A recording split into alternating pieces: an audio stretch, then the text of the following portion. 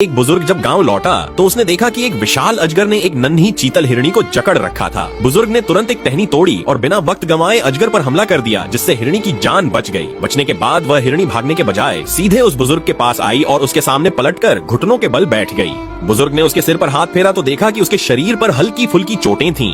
उसे चिंता हुई, इसलिए उसने हिरणी को उठाकर अपनी गाड़ी की अगली सीट पर बैठा लिया। हिरणी को नहीं पता था कि बुजुर्ग उसे कहाँ ले जा रहा है, इसलिए वह डर के मारे मिमियाने लगी। इस तरह बुजुर्ग उसे अपने घर ले आया। घर लाकर उसने हिरणी की खूब देखभाल की, उसे स्वादिष्ट बकरी का दूध पिलाया और एक छोटा सा आरामदायक घर भी बनाया। बुजुर्ग के बच्चे भी उस हिरणी से बहुत लगाव जताने लगे। एक हफ्ते बाद हिरणी पूरी तरह ठीक हो गई और अब वह बुजुर्ग के आंगन में खुशी खुशी उछल कूद करने लगी। हालांकि हिरणी ठीक हो गई थी, लेकिन बुजुर्ग सोच में पड़ गया, अगर उसे जंगल वापस भेजा तो क्या वह अकेले जिंदा रह पाएगी। घर में कम से कम उसे रोज दूध मिल जाता है और खाने की चिंता नहीं रहती। पेट भरने के बाद वह बुजुर्ग के पालतू कुत्ते के साथ खेलती भी थी। जब भी वह दिखाई नहीं देती, बुजुर्ग बस जोर से आवाज लगाता और वह हिरणी दौड़ती हुई आ जाती दूध पीने। लेकिन फिर एक दिन हिरणी ने बुजुर्ग से विदाई ली और अपनी माँ के पीछे पीछे जंगल में चली गई।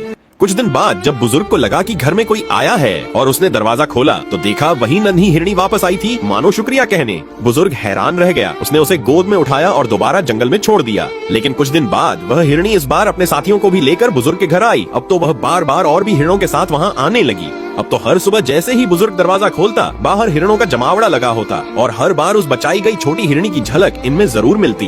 बुजुर्ग भी कभी कंजूसी नहीं करता। अगर घर में सेब होते तो वह उन्हें हिरणी की माँ को देता, केले होते तो हिरण के पिता को खिलाता और अगर तरबूज होता तो वह सबको बराबर बांट देता। घर में जो भी अच्छा खाना या पीना होता, बुजुर्ग उसे इन हिरणों में खुशी खुशी बांट देता। बुजुर्ग का यह एक छोटा सा नेक काम अब एक बड़ी जिम्मेदारी बन चुका था। हिरणों को खाने पीने की चीजें खिलाने की खबर जंगल में फैल गई थी। अब तो दूर दूर से हिरण हर सुबह ऐसे आते जैसे किसी सभा में शामिल होने आ रहे हों। यह सब मुमकिन हुआ सिर्फ उस छोटी चीतल हिरणी की वजह से, जिसने बुजुर्ग की दयालुता को सब तक पहुंचाया और इंसानों व जानवरों के बीच की मोहब्बत का एक खूबसूरत उदाहरण बन गई। सच में काश हमारे आसपास भी ऐसे ही कुछ और दयालु लोग हों जैसे यह बुजुर्ग।